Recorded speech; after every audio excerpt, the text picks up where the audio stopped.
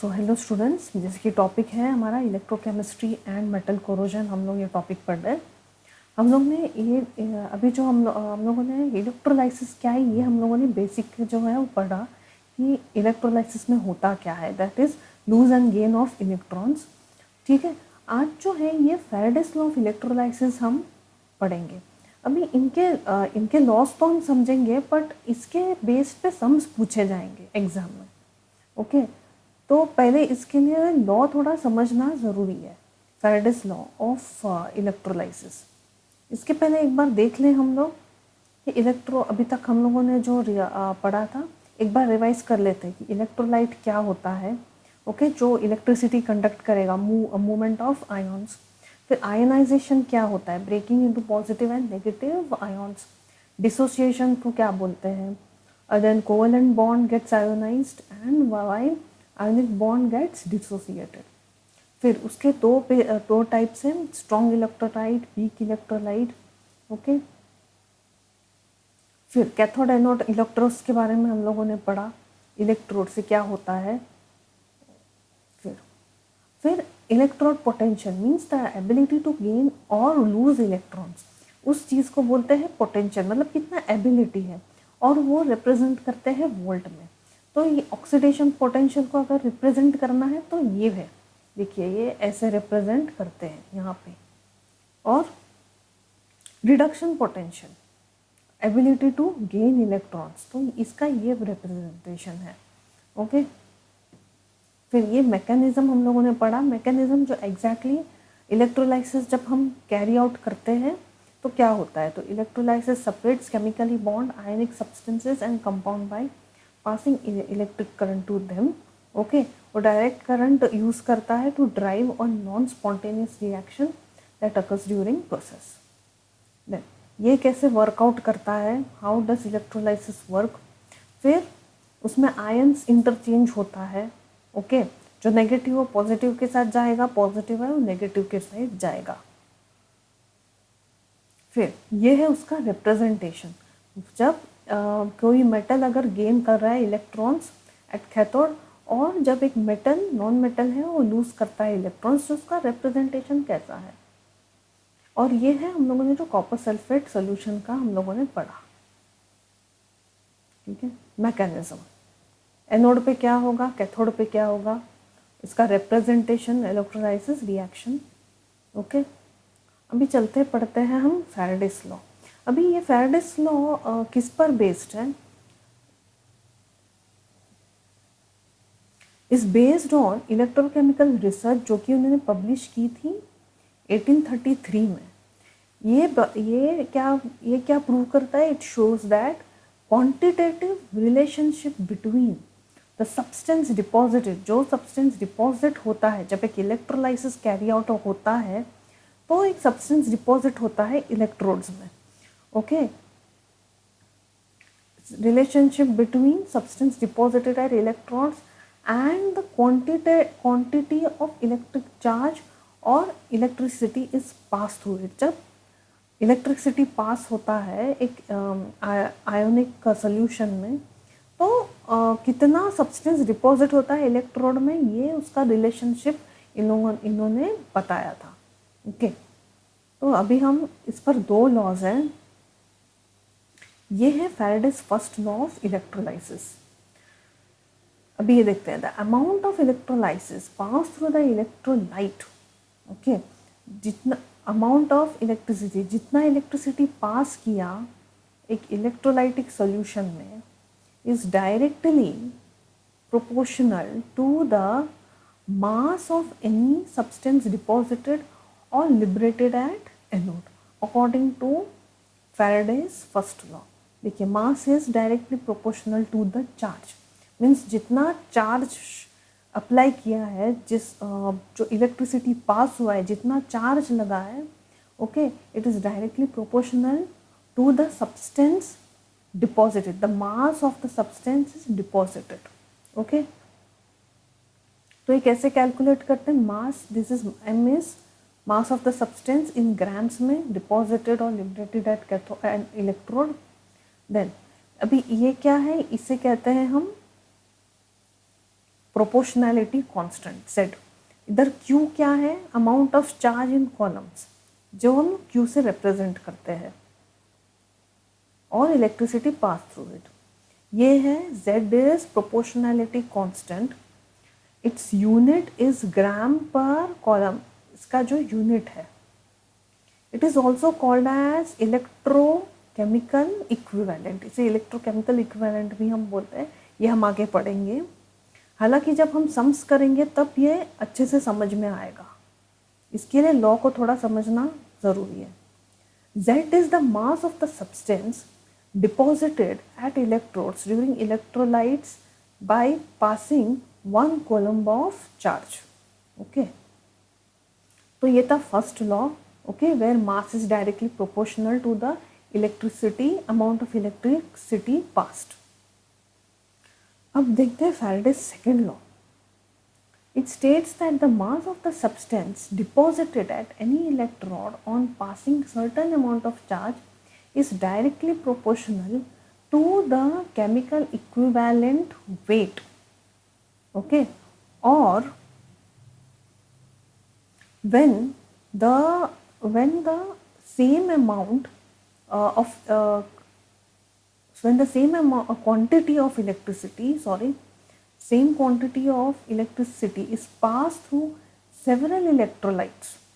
The mass of the substance deposited are proportional to the respective chemical equivalent or equivalent weight. ये होता है chemical equivalent भी बोलते हैं और equivalent weight भी बोलते हैं। मोस्टली जो टर्म्स है वो यूज होगा equivalent weight। अभी equivalent weight मतलब क्या, जैसे कि सोडियम हम ले लें, सोडियम का जो एक एटॉमिक मास है, एटॉमिक मास कितना है 23, और वो ऑक्टेट स्टेट में जाने के लिए कितना वो इलेक्ट्रॉन डोनेट करेगा 1। तो जब 23 को 1 से डिवाइड करेंगे तो कितना है 23 आएगा, वो होगा वो जो है वो है हमारा equivalent weight. Okay, so where W is mass of the weight and E is the equivalent weight of the substance. It is also expressed as W1 upon W2, mass 1 upon mass 2 is equal to equivalent weight 1, okay, upon E2. The equivalent weight or the chemical equivalent weight of the substance can be defined as the ratio of atomic weight of the atomic weight and the valence, जैसे कि अभी हमने sodium का बताया था हम लोगों ने। ओके, यहाँ पे एटॉमिक वेट, अभी एटॉमिक वेट मीन्स अभी जैसे एक सब्सटेंस का निकालना है, अभी ऑक्सीजन का एटॉमिक वेट क्या होगा 16, और वो ऑक्टेट में जो कितना वो डोनेट करे, कितना ऑक्टेट में आने के लिए कितना उसको इलेक्ट्रॉन्स चाहिए 2। ओके, तो उसका जो ये है उसका वैलेंसी फैक्टर हो गया, तो जब डिवाइड करेंगे 16/2 तो कितना आएगा 8, तो वो होगा equivalent weight of the equivalent weight of oxygen. जैसे कि यहाँ पे देखते हैं हम,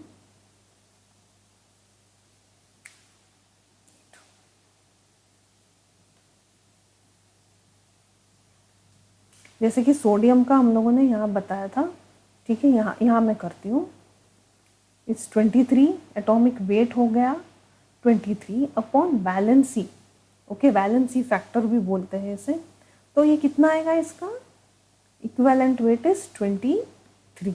ओके, लेकिन अभी ये एक ही सब्सटेंस का यहाँ पे पूछा है, जैसे सोडियम, ऑक्सीजन, मैग्नीशियम। अभी एक और टर्म यहाँ पे यूज होगा, वो है मोलार मास।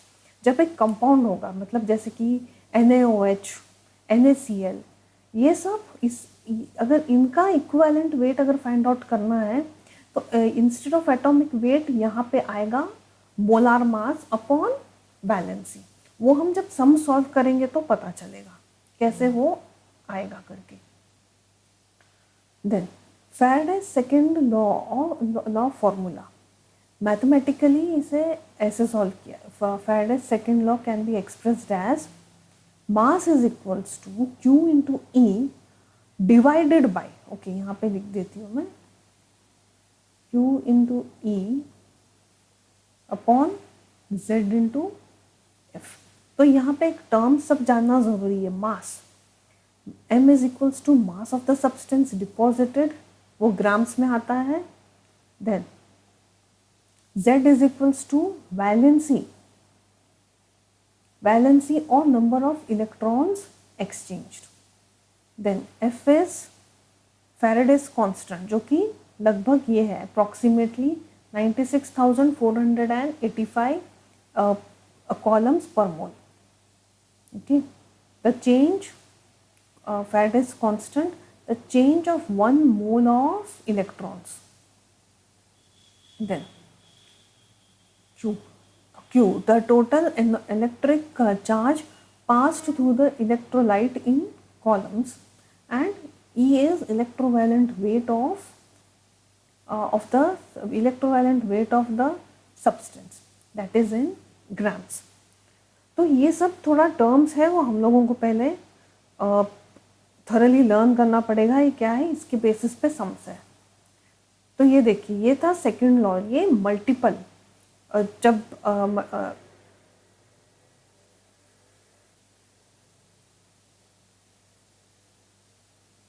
ये देखिए, when electric current is pass through a several electrolytes.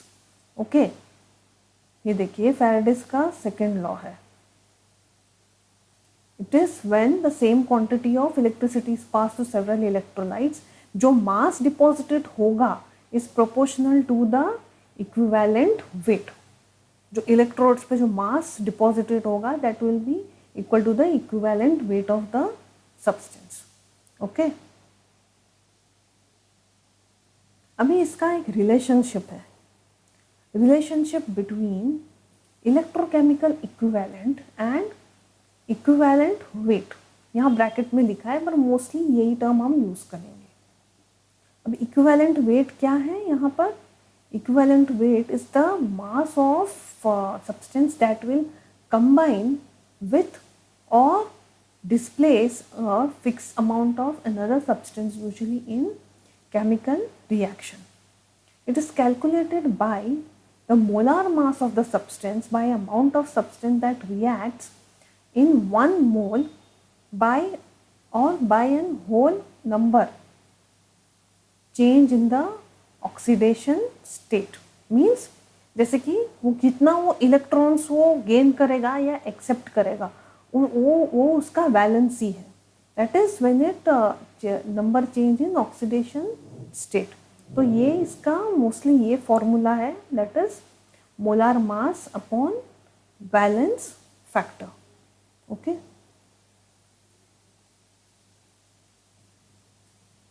then electrochemical equivalent, it is the mass of substance deposited or dissolved on the electrode during electrolysis।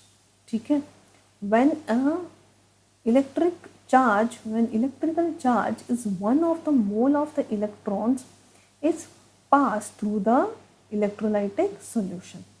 Okay, देखिए ये इसका फॉर्मूला है, that is electrochemical equivalent is equals to the equivalent weight upon Faraday's constant, which is approximately 96,485 columns per electrons। ठीक है, हाँ, here E stands for electrovalent weight। Okay, इसका जो है एक रिलेशनशिप है from the definition of equivalent weight. अभी equivalent weight का हम लोगों ने फॉर्मूला क्या हम लोगों ने पढ़ा था, molar mass upon divided upon valence factor. ये है इक्विवेलेंट वेट का फॉर्मूला। अभी इसको जब हम सब्स्टिट्यूट करेंगे इलेक्ट्रोवैलेंट इक्विवेलेंट में फॉर्मूला में, देखिए इलेक्ट्रोवैलेंट इक्विवेलेंट का फॉर्मूला क्या है, equivalent weight upon Faraday's constant. तो यहाँ पे क्या सब्स्टिट्यूट होगा, ये molar mass upon valence factor. तो इस तरीके से अभी इसको कैसे रिप्रेजेंट करते हैं, इक्विवेलेंट इलेक्ट्रोकेमिकल इक्विवेलेंट को रिप्रेजेंट करते हैं हम Z से। ओके, तो इसका जब हम इलेक्ट्रोकेमिकल इक्विवेलेंट का फॉर्मूला क्या है, molar mass upon valence factor into, यहाँ पे आएगा, सॉरी यहाँ आ गया, into Faraday's constant. Okay, so this expression shows the relationship between electrochemical weight and electrochemical equivalent, taking in the account of molar mass and valence on Faraday's constant. तो जब ये formula होगा electrochemical equivalent find out करने के लिए। Okay, फिर ये है कुछ इसके एप्लीकेशंस देन इलेक्ट्रोलाइट्स का। तो ये दो है जो हम पढ़ेंगे। Electrolytic refining, this process is used to purify impure metals by passing electric current through them. Then copper metals like copper, silver, zinc, etc. are refining by electrolysis to get 99% of pure metals। ये हम लोग पहले से ही पढ़ते आ रहे हैं, ठीक है। टू इलेक्ट्रोलाइटिक मोस्टली किसके लिए यूज करते हैं, to get a pure metal from impure metals. Electroplating, this is a process applies the method of electrolysis in plating करने के लिए a thin layer of superior metals, that is silver, gold, nickel, chromium over the inferior metal. Then this is done to prevent the inferior metal from corrosion, ताकि कुछ corrosion ना हो, इसके लिए उस पर एक thin plating हम लगाते हैं, ठीक है, जिसे यहाँ पे रिफर किया है inferior metal। जैसे कि ये सब आयन स्पेशली रस्ट हो जाता है, तो उसको एक प्लेटिंग करना ज़रूरी है टू अवॉइड रस्ट। तो और ये यूजुअली इससे करते हैं, सिल्वर, गोल्ड, निकल, क्रोमियम से, from corrosion and also for improving the look of inferior metals. Okay, अभी एक और टर्म है, the difference between primary and secondary cells. ये इजी है समझने के लिए। प्राइमरी और सेकेंडरी सेल्स क्या है, जैसे कि प्राइमरी सेल्स क्या है, हम लोग यूजुअली घर में जो टॉर्च है, जो बच्चों के खिलौने हैं, उसमें कभी कभी हम बैटरी यूज़ होता है, वो एक बार यूज़ करते हैं एंड वो डिस्पोजेबल होता है, उसे कहते हैं हम प्राइमरी सेल्स। सेकेंडरी सेल्स क्या है, जो कि रिचार्ज कर सकते हैं, ठीक है। सो ये जो है रिचार्जेबल नहीं है, primary cells are not rechargeable, secondary cells can be recharged and used multiple times. इसके अंदर जो है फ्लूइड लैक होता है, lacks fluid inside the cells, और इसे रिफर करते हैं हम ड्राई सेल्स। जबकि इसमें वेट मोल्टन आयंस होता है, जिसके कारण ये चार्ज होते ही ये जो है रिचार्ज कर सकते हैं। They are made up of non rechargeable materials like zinc and carbon, whereas this is made up of rechargeable materials like lead acid और lithium ions। फिर देखिए, only chemical energy is converted into electric energy when current is drawn। वो chemical energy जो है convert हो जाता है electric energy में जब करंट पास होता है। whereas यहाँ पे रिचार्जेबल है, तो यहाँ पे दो तरीके के दिखेंगे। It converts electrical energy into chemical energy when current is pass, that is during charging. Okay, while chemical energy into electrical energy when current is drawn, that is during discharge। okay, it cannot be recharged, obviously नहीं recharge कर सकते, disposable है, नहीं होगा, and internal resistance is high. जबकि ये जो है रिचार्ज कर सकते हैं and the internal resistance is low. तो अभी हम लोगों ने जो ये वीडियो में क्या देखा, हम लोगों ने बेसिकली जो है फैराडेज फर्स्ट लॉ और सेकंड लॉ हम लोगों ने समझा। ओके, फर्स्ट लॉ क्या है, सेकंड लॉ क्या है, फिर relationship between electrochemical equivalent and equivalent weight. Okay, फिर इसका फॉर्मूला हम लोगों ने डिराइव किया इक्विवेलेंट इलेक्ट्रोकेमिकल इक्विवेलेंट का, और इसका एप्लीकेशंस देखा and difference between primary and secondary cells. बच्चों नेक्स्ट वीडियोस में हम कुछ जो न्यूमेरिकल्स है फैराडेस लॉ पे वो हम सॉल्व करेंगे, वहाँ पे फिर थोड़े टर्म्स क्लियर हो जाएंगे, ठीक है।